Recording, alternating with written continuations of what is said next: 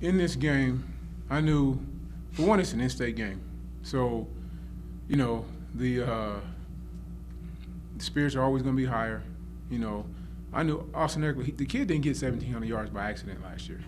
You know, he's a good running back. And like I said earlier in the week, him and Trey, same class.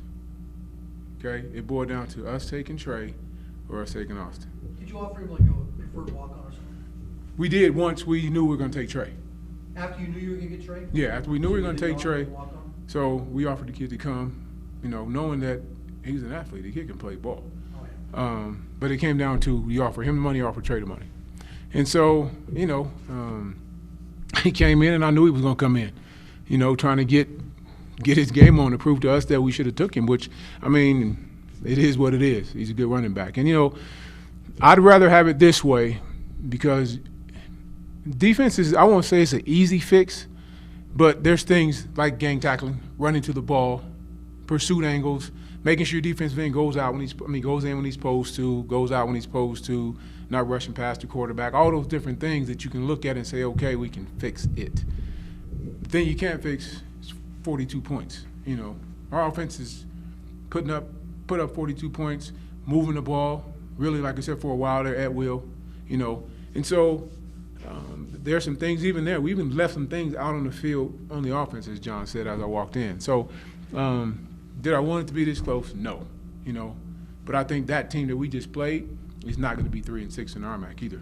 So I think they got their upside is pretty good for them as well. So it is a win, and we'll take it, and we'll start on tomorrow working on fixing the things on offense that we need to fix and getting the things that we need to get on offense better, even going that much better. You know, if we're doing what we need to do and we're moving the ball and catching the ball and things like that, we have the capability of putting some numbers up. Now, I expected Eckler. I mean, he's a running back. And too many people going to stop him under 100 yards this year. So Eckler.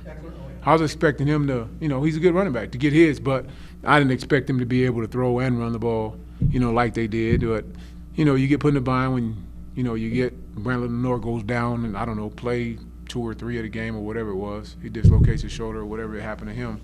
So there were some things in there that, you know, kind of stung a little bit. But like I said, we'll work on getting them fixed. Have every confidence more that Coach Carroll get them fixed, and we'll be ready to go next week.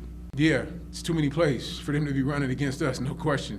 And that's 74 for you to see your offense. Right, and that's what I'm saying. 74 plays for us and putting up 42 points. And like I said, we left some out there, and so we very easily could have been at that 90 mark as well. So, like I said, it was a great day for me to see our offense be able to move the ball, especially when you're talking about a 3-4 defense. Everybody hates the 3-4 defense because they can get into so many different looks, and you don't see it that often. You know, so for us to be able to figure that out and be able to hold up in the protection, and John made some things happen with his feet.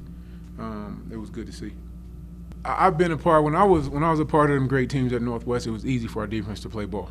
You play loose, you play free because you know that your offense can go get the ball in the end zone at any time. That's what you believe. That's the mindset that you have.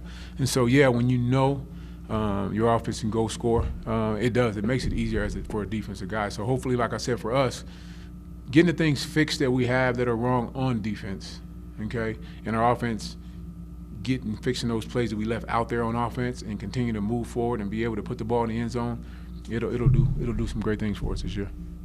Anytime you can get a stop, I don't care where it is. You know, it's at, you know, you don't want to be a bend but don't break, but if you're having problems, you know, stopping them, then the field gets reduced once you get in the red zone. Now they got to come up with plays. You know, it's the same for us. You get in the red zone, now you got to be able to overpower some people, get some jump balls in there, things like that. And, yeah, they had some couple bad snaps. And, you know, to be quite honest with you, when you got a freshman snapper, I don't know what their snapper was, a freshman not, but for us, ours is a true freshman that we didn't even know could snap until he got here.